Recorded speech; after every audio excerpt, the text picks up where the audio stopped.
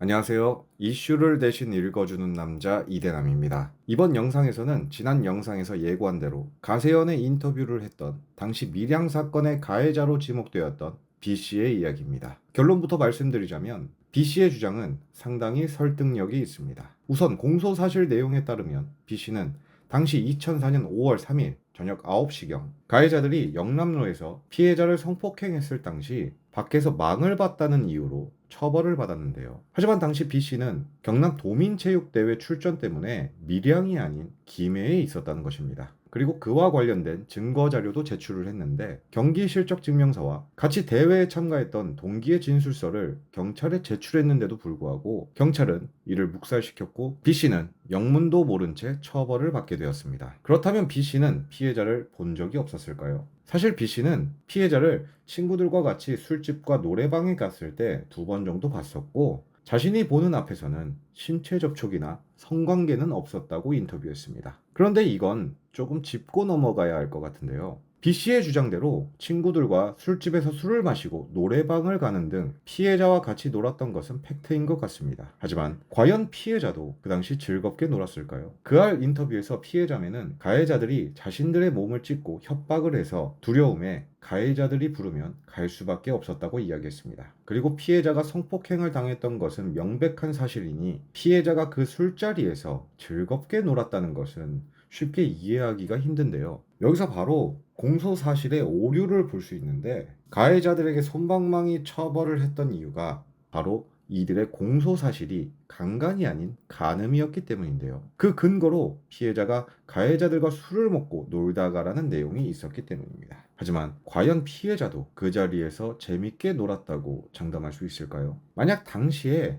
협박에 의해서 피해자가 그 자리에 있었고 아무리 신체 접촉이나 성관계가 없었다 할지라도 두려움의 피해자가 억지로 그 자리에 있었다면 그것 자체가 성폭력이라고 생각이 드는데 그에 대한 진실을 과연 누가 밝힐 수 있을까요? 하지만 그와 별개로 B씨의 공소사실로만 본다면 5월 3일에 B씨는 밀양이 없었고 일명 영남루 사건과는 무관하다는 것은 국민들에게 충분히 소명을 했다고 생각을 합니다. 그리고 그 부분에 대해서 억울함을 호소하고 진실을 위해 재심까지 준비를 한다면서 소리를 낸 것에는 마땅히 응원을 보내지만 피해자와 같이 놀았다는 그 2번에 대해서는 B씨가 거짓말을 했었을 가능성 또한 있기 때문에 의심을 아예 안 할 수는 없습니다. 하지만 현 시점에서 B씨는 억울한 가해자, 즉 경찰의 강압적인 수사로 발생한 피해자로 봐야 하는데 중요한 것은 이 모든 결과의 원인은 바로 경찰과 검찰에 있다는 것을 확실히 짚고 넘어가야 합니다. 여기서 잠깐 그 당시 경찰에 대해 이야기를 하자면 당시의 경찰은 수사 과정에서 피해자와 가해자를 분리시키지도 않았고 가해자와 그의 부모들이 보는 앞에서 피해자는 함께 조사를 받으며 2차 피해를 당했는데요. 심지어 피해자는 경찰에게 비공개 수사를 요청했지만 경찰은 피해자의 요구를 무시하고 피해자의 개인정보가 들어있는 언론 자료를 기자들에게 배포하기까지 했습니다. 훗날 이것은 법원에서도 인정할 만큼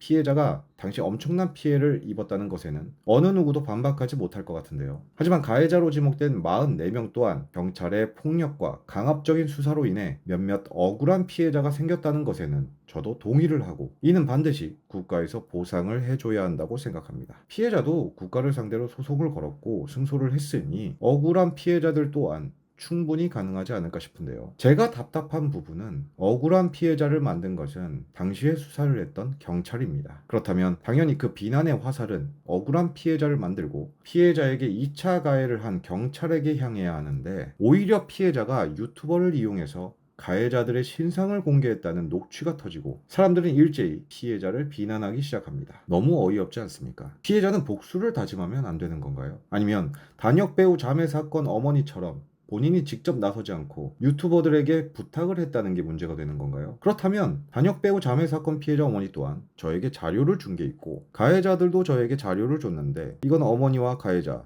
둘 다 비난을 해야 하는 것인가요? 물론 피해자가 신상을 넘긴 것은 법적으로는 책임이 있습니다. 어찌되었든 법을 어긴 것은 맞으니 피해자 어머니 또한 가해자에게 많은 고소를 당하셨죠. 그러나 저는 그 행동에 대해서 비판하고 싶지도 않고 비판할 자격도 없다고 생각합니다. 이유는 아주 간단하죠. 저는 피해자의 아픔이나 고통을 겪은 사람이 아니기 때문입니다. 1년간 집단으로 성폭행을 당하고 가해자들을 피해 피해자는 전학만 4번을 갔습니다. 그리고 그마저도 가해자 부모들의 탄원서 요구에 학원마저 포기했으며 그 결과 가해자들은 단 한 명도 형사처벌을 받지 않았습니다. 여러분들이라면 피해자가 느낀 이 억울함과 고통을 이해하실 수 있으신가요? 가해자들에 대한 신상을 피해자매가 복수를 하기 위해 유튜버에게 대신 공개해달라고 부탁했다. 저는 이해합니다. 그리고 그 용기에 응원을 하는 입장이기도 하고요. 그리고 이 모든 논란은 애초에 피해자가 성폭행을 당하지 않았다면 일어나지도 않았을 일입니다. 그만큼 이 사건의 원인은 첫 번째로는 성폭행을 실제로 행했던 가해자에게 있고 두 번째로는 이 사건을 망쳐버린 경찰들에게 있습니다.